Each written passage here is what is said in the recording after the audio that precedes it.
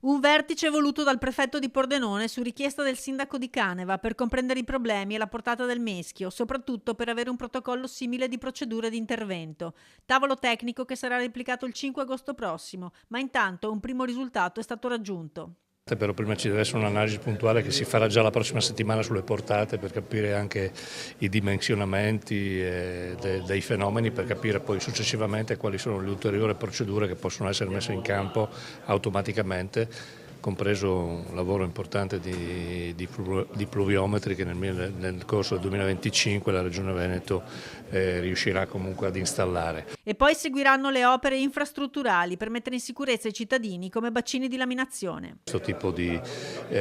interventi che dovrebbero consentirci di rassicurare, in particolare per quanto riguarda il Friuli Venezia Giulia, l'area del Comune di Caneva. Sulle opere infrastrutturali e sull'eccezionalità degli eventi atmosferici si sofferma anche l'assessore regionale Bottaccin, che conferma che nel prossimo tavolo tecnico si cercherà anche di dare ai sindaci maggiori poteri di azione e spiega le prossime mosse. Non era mai accaduta una precipitazione nell'arco di un'ora così rilevante, perché il pluviometro più vicino a quel bacino ha segnato 99,2 mm nell'arco di un'ora su quel bacino, che uno è il recupero della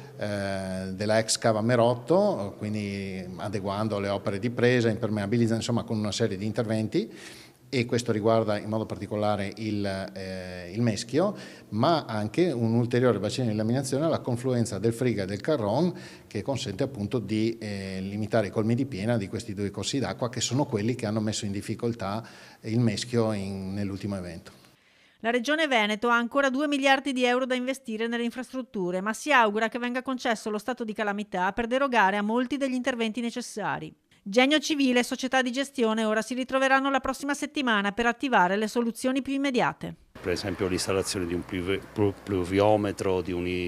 idrometro e anche cercare di affinare tutte quelle procedure e meccanismi di messa in sicurezza che le paratie garantiscono.